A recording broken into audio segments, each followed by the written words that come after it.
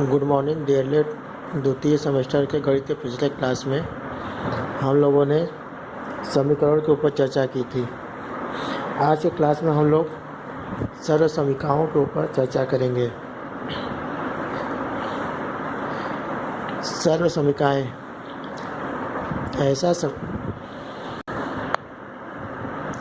ऐसा समानता सूचक बीजीय कथन जो चर के प्रत्येक मान के लिए सत्य होता है सर्व समीकरण कहलाता है। सर्व समीकरण अनेक प्रकार की होती हैं, परंतु इस क्लास में हम 5 सर्व समीकरणों के बारे में ही अध्ययन करेंगे। पहला है कि अगर कोष्ठक में हमें 3 अलग प्रकार की चर राशियाँ दी हो, x, y और z, और उसके बाहर कोई चर या अचर राशि हो, तो बाहर वाले चर या अचर राशि को जब हम इस कोष्ठक में गुणा करेंगे तो हमें इस प्रकार का रिलेशन प्राप्त होता है।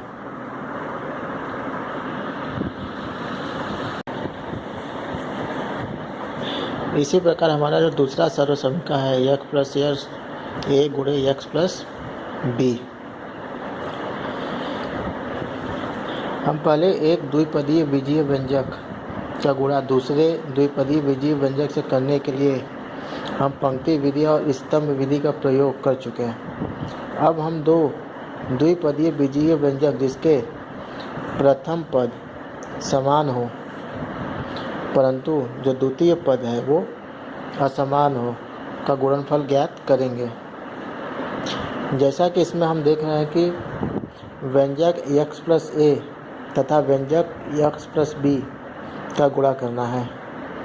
यहाँ दोनों व्यंजकों में जो प्रथम पद है वह समान है और जो द्वितीय पद है वह असमान है।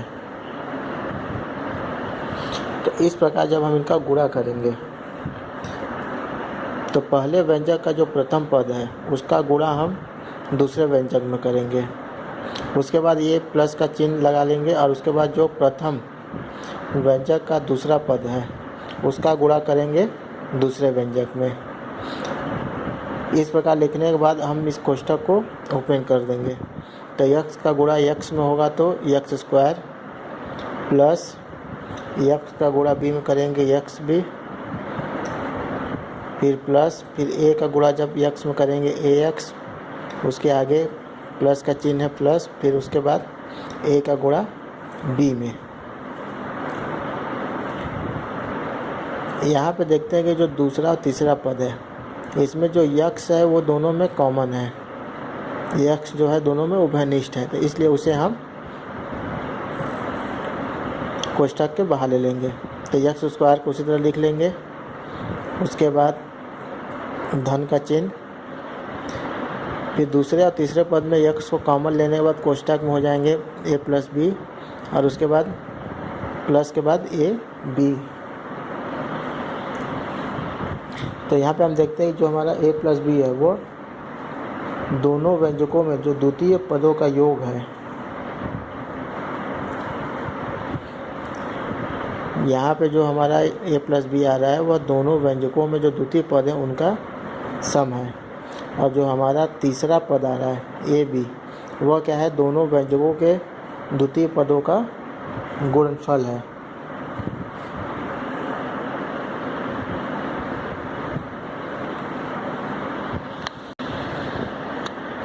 अगर इस सरल समीकरण पे अगर हम उदाहरण देखें तो हमारे पास ये दो बीजीय व्यंजक है x प्लस 5 और x प्लस 7।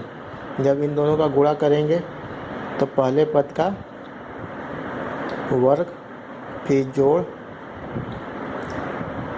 फिर दोनों व्यंजकों के द्वितीय पदों का सम।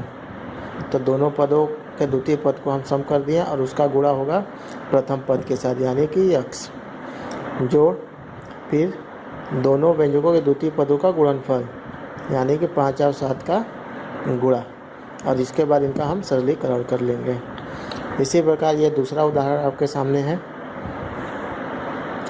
पहले पद का वर्ग, जोड़, फिर दोनों व्यंजकों के द्वितीय पदों का योगफल और उसमें गुणा करेंगे प्रथम पद का, फिर जोड़, दोनों व्यंजकों के द्वितीय पदों का गुणनफल और जब इनको हम सरल करेंगे तो इस प्रकार हमको प्राप्त हो जाएगा।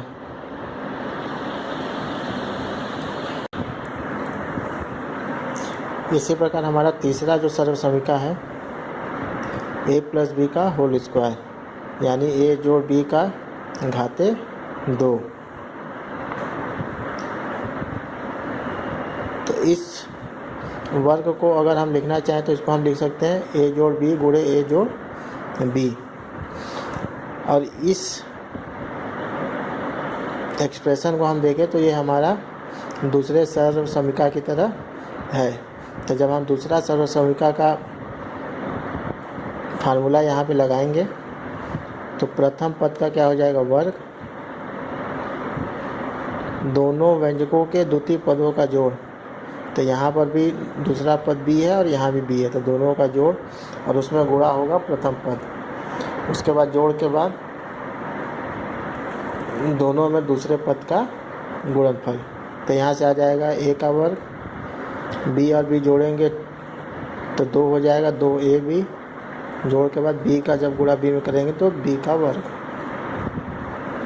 तो इस प्रकार a प्लस बी का होल स्क्वायर बराबर होगा a square plus b square plus 2ab। इसी प्रकार हमारे पास जो चौथा समीकरण है a माइनस बी का होल स्क्वायर।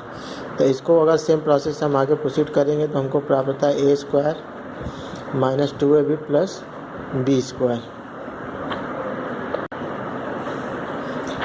इसी प्रकार हमारे पास जो पांचवा सरल समीकरण a plus b a minus b का गुणनफल। तो इसको भी जब हम सेम प्रोसेस से आगे प्रोसीड करेंगे तो हमें प्राप्त होता है a square minus b square. यहाँ पे धन a प्लस बी और ऋण a माइनस बी दोनों आपस में कट जाएंगे, बचेगा a square minus b square. आइए अब इन्हीं कुछ सरल समीकरणों का उपयोग करते हुए हम कुछ अभ्यास प्रश्नों को हल करते हैं। यहाँ पे हमें एक प्रश्न दिया, यदि x plus 1/x is equal to 5 तो x square plus 1/x square का मान ज्ञात कीजिए। तो यहाँ पे जो हमें ज्ञात करना, अगर इसको हम देखें तो ये हमें सरल समीकरण 3 में मिलता है, जहाँ पे आता है a प्लस बी का whole square is equal to a square plus b square plus 2ab। तो उसी सरल समीकरण का हम उपयोग करते हुए इस प्रश्न को हल करेंगे। तो सर्वप्रथम हमें जो प्रश्न में दिया हुआ है उसे लिखेंगे, x plus 1/x is equal to 5। अब इस समीकरण के दोनों पक्षों को हम क्या करेंगे, तो वर्ग ले लेंगे, बाएं पक्ष का वर्ग और दाएं पक्ष का वर्ग। जब बाएं पक्ष के वर्ग को हम देखें तो यहाँ पे a के जगह पे x और b के जगह पे 1/x और बीच में धन का चिन्ह है, तो यहाँ पे a प्लस बी का होल स्क्वायर का सूत्र लगेगा।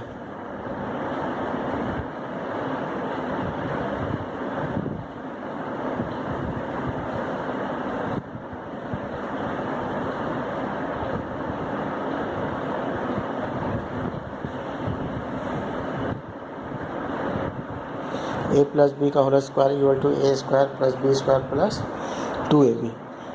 तो इस सूत्र को अप्लाई करने के बाद इस प्रकार का हमें एक्सप्रेशन मिलेगा और दाएं पक्ष में जब 5 का वर्ग निकालेंगे तो वो 25 हो जाएगा। यहाँ पे देखेंगे x से कट देगा, बस बचेगा 2 और 2 का जब 75 करके हम दाएं साइड ले जाएंगे तो ये हो जाएगा 25 ऋण 2 और 25 में से 2 घटाने में बचेगा 23। तो इस प्रकार x square plus 1/x square का जो मान आएगा वो 23।